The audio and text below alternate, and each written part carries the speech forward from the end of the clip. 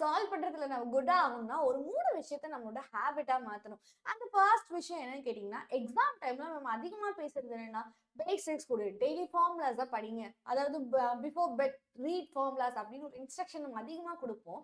அது ஏன் இப்பலருந்தே பண்ணாம, ஃபார்முலாஸ்ங்கிறது தான் நம்மளோட பேசிக். அந்த ஃபார்முலாஸ டே 1ல இருந்தே உங்களோட 10 மினிட்ஸ் டாஸ்க்கா எடுத்து பண்ணலாம்ல. இனிமே உங்களோட 10 மினிட்ஸ்க்கு ஃபார்முலாஸ் அண்ட் பேசிக்ஸ்க்கு கொஞ்சம் இம்பார்ட்டன்ஸ் குடுங்க. டெய்லி இந்த 10 மினிட்ஸ் இது ஒரு ஹேபிட்டா மாத்த ஸ்டார்ட் பண்ணுங்க.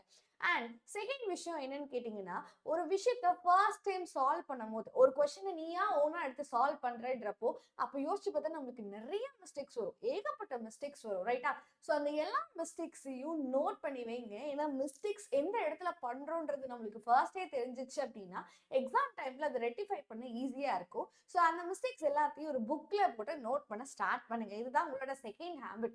அண்ட் 3வது விஷயம் என்னன்னா, ஒரு சம்ம நீங்க சால்வ் பண்றீங்க அப்படின்னா, சம்ம சால்வ் பண்ணும்போது நிச்சயமா நம்மளுக்கு ஸ்ட்ரகிளா இருக்கும். அப்ப எடுத்த உடனே யார்கிட்டயாவது கூகுள், அதாவது யூடியூப் அப்படின்னு போய் டக்குன்னு சொல்யூஷன் பார்க்காம, கொஞ்ச நேரம் உங்க மூளைய யோசிக்க விடுங்க. யோசிக்க வச்சு சொல்யூஷன ட்ரை பண்ண விடுங்க. அப்படி ட்ரை பண்ணும்போது நம்மளுக்கு ரொம்ப நேரம் எடுத்துக்குது மேம். இந்த மாரி பண்ணலாம் தான். ஆனா இந்த சொல்யூஷன் எடுக்கும்போது ரொம்ப நேரம் ஒரு கொஸ்டினுக்கு நான் ஸ்பெண்ட் பண்றேன் அப்படின்னா, அந்த இடத்துல வெயிட் பண்ணாதீங்க. எந்த இடத்துல வெயிட் பண்ணணும்னு தெரிஞ்சுக்கிட்டு வெயிட் பண்ணுங்க.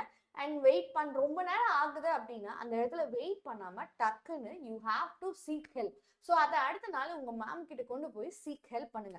இந்த 3 விஷயத்தையும் உங்க ஹேபிட்டா மாத்துனீங்க அப்படின்னா, யூ கேன் நோட்டீஸ் தட் உங்களோட மேத்ஸ் மார்க் நிச்சயமா ஏதாவது சேஞ்சஸ் வரும்.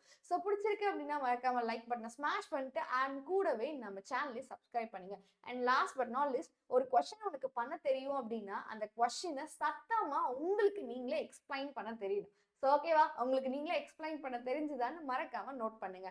அண்ட் சப்ஸ்கிரைப் பண்ணலனா சப்ஸ்கிரைப் பட்டன கிளிக் பண்ணுங்க.